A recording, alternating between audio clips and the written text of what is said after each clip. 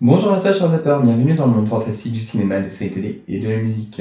Aujourd'hui nous allons ouvrir le dossier numéro 26 de Zap à Chaud en revenant sur le film Joker Folie à 2. Donc si ça t'intéresse, ne zappe pas. Joker Folie à 2 est sorti là ce mois-ci, au mois de octobre 2024. C'est la suite donc de Joker de Todd Phillips avec toujours Joaquin Phoenix en tant qu'acteur principal. Il faut savoir que là, du coup, le film bide complètement dans le monde et qu'il va bientôt sortir d'ailleurs en VOD pour essayer de limiter les dégâts. Il va coûter très cher au studio puisqu'il ne va pas du tout se rentabiliser. Est-ce que c'est mérité ou pas? Avant ça, je vais quand même t'inviter déjà à liker, partager, commenter et t'abonner à ma vidéo, ça fait toujours plaisir. Et puis pour ce qui est de Joker Folie à 2, alors moi j'ai mis du temps à aller le voir parce qu'en fait j'attendais d'être synchro avec des amis. Et donc du coup on n'a pas réussi à mettre nos agendas, donc j'ai fini quand même par y aller avec la personne avec qui je vis. Et en fait, pour moi, tous les voyants étaient ouverts. J'aime bien Lady Gaga, j'aime beaucoup Joaquin Phoenix aussi, j'aime les comédies musicales, et j'avais adoré Joker 1. Donc pour moi, il n'y avait pas de problème, parce que je me suis dit, en effet, peut-être que le fait que ce soit une comédie musicale a pu en freiner beaucoup, a pu en freiner beaucoup dans le sens où il y en a qui ne sont peut-être pas allés en salle parce qu'ils savaient que c'était un projet musical, et d'autres qui sont peut-être allés, mais ils étaient peut-être, tu vois, avec trop d'a priori, trop de négativité peut-être en amont pour pouvoir apprécier le film. Donc du coup, je me suis dit, je vais me faire mon idée par moi-même, et en fait, eh ben, on y vient. Ce fut une séance mais longue. Oh là là là là là là, catastrophe. C'était vraiment catastrophique. Pour ma part, j'ai eu des commentaires disant oui, c'est qu'il y en a qui comprennent pas, ils préfèrent les films à la Deadpool, etc. Alors moi personnellement, je ne préfère pas les films à la Deadpool et Wolverine. J'ai détesté Deadpool et Wolverine d'ailleurs, dont j'ai parlé juste ici. C'est un film nul qui ne contient absolument rien. Là, pour moi, dans Joker Folie à 2, c'est pas que le film ne contient rien, c'est juste que au niveau de la mise en scène, c'est très pauvre.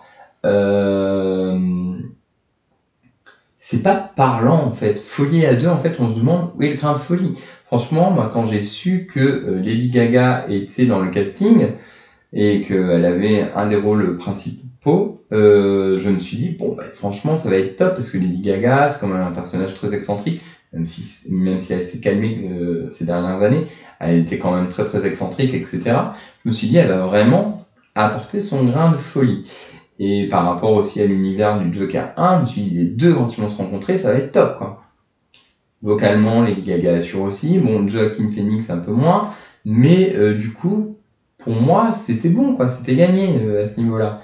Mais je n'en pouvais plus de Lady Gaga. Même à la fin, à un moment, le Joker lui dit arrête de chanter. Mais même moi, dans ma tête, au même moment, j'étais en train de me dire, mais punaise, mais tais-toi, bon sang, ferme-la au bout d'un moment. Parce qu'en plus de ça, hormis le fait qu'il y ait beaucoup de chansons, je trouve que les chansons n'apportent pas spécialement un truc en plus à la scène, à la situation. Peut-être parce que s'il y a une mise en scène qui est très pauvre à côté, peut-être que c'est le choix de la chanson qui convient pas, j'en sais rien. Mais il y a un truc qui ne matche pas en fait, très clairement. Et puis même, moi je m'attendais à avoir des tableaux, à avoir des chorégraphies, à avoir des choses comme ça. On sent que Joaquin Phoenix, même s'il fait l'effort de chanter, même s'il se débrouille correctement, bon, on sent qu'il n'est pas chanteur, et encore moins, parce qu'à un moment il y a 2-3 petits pas de danse, etc., encore moins qu'il est danseur, quoi. Donc on le sent pas forcément très très à l'aise dans cet exercice. Et je pense que en effet, l'idée était bonne, parce que du coup je trouve que le fait de choisir le registre de la comédie musicale pour faire une suite, ça permet justement de partir dans plein de délires, etc., par le biais de chansons, etc., de mettre en scène des tableaux et tout ça, que n'offrerait peut-être pas un film, on va dire, normal. Mais du coup, c'est très très mal exécuté. C'est très long, il se passe rien dans le film. On essaye en plus de déconstruire en fait ce qui a été fait dans le Joker 1, parce qu'il faut savoir que le Joker avait quand même été une figure emblématique lors des mouvements mondiaux qu'il y avait à l'époque des Gilets jaunes aussi en France, etc.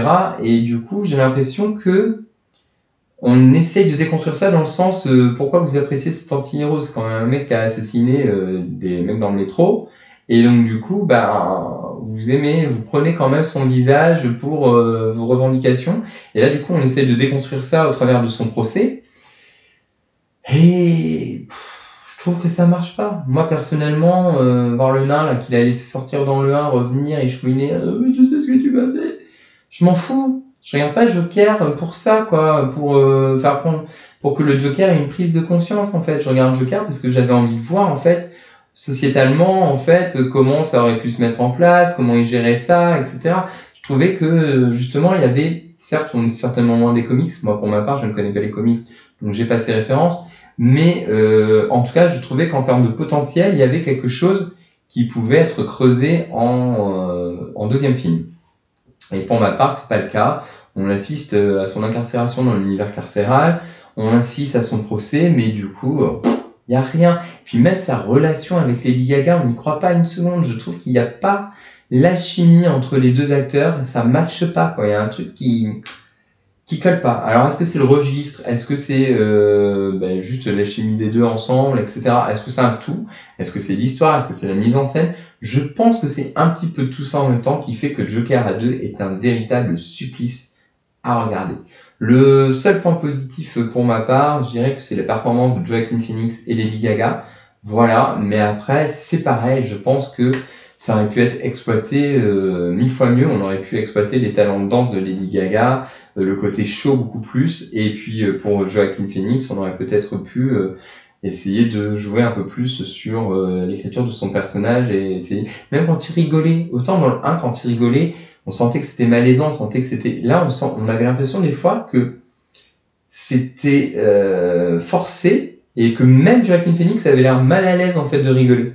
Il y a des moments où ces passages-là, en fait, me dérangeaient, alors que dans le 1, ça passe plutôt bien. Parce que j'avais décidé de me refaire le 1, histoire de pouvoir enchaîner après avec le 2 pour tout avoir en fait.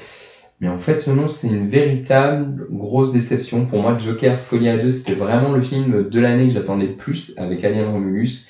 Et du coup, Joker m'a énormément déçu. Après, est-ce que j'ai d'autres choses à dire sur ce film? Je ne pense pas. Je pense avoir fait le tour. En fait, on sait jamais vraiment trop si on est dans la tête du Joker, si c'est vrai, si c'est faux, etc. Cette ambiguïté est pas gênante, mais en fait, c'est que c'est tellement mal construit, c'est qu'il y a tellement pas une ligne entre les deux que tu as juste l'impression de voir une succession de scènes sans grand intérêt, sans grand impact, et du coup, ça apporte rien. Personnellement, il aurait mieux valu s'arrêter au Joker numéro 1. Donc voilà, Joker Folie à 2, écoute, il va sortir en VOD, donc si tu veux le regarder, n'hésite pas, fais-toi ton propre avis, hein, c'est clair, il y en a qui ont réussi à apprécier ce film. Moi personnellement, non, et c'est pas parce que j'aime les Deadpool ou tout ça, ou les trucs divertissants, abrutissants, non, c'est juste que c'est mal écrit, c'est mal filmé, c'est mal mis en scène, il y a rien, quoi, c'est une ville. Et après, il y a aussi ceux qui disent que Todd Phillips, justement, pour ceux qui n'ont pas apprécié, j'ai lu des trucs sur Facebook, ah mais c'est exactement ce que Todd Phillips dénonce. Moi, je pense qu'il faut arrêter de prêter des attentions à Todd Phillips. En fait, je pense qu'il a fait son film. Il n'avait pas envie de faire une suite à la base. Il l'a faite parce que voilà, le premier a été un succès et donc c'est une commande donc qui réalise, mais on sent qu'il n'y a pas ni le cœur ni l'ouvrage, ni le cœur l'ouvrage, pardon, ni le cœur ni l'ouvrage. Donc voilà. Donc en fait, oui, il y a bien un grain dans la machine, mais c'est un grain qui enraye la machine. C'est pas du tout un grain de folie. Donc parce que quand ça s'appelle Joker Folie à 2, tu t'attends quand même à ce que ce soit la folie pour film, et pour le coup, ça n'est pas le cas. Donc n'hésite pas à liker, commenter, partager et t'abonner à ma vidéo. Je te dis à très bientôt pour un prochain numéro de Zap. Bye!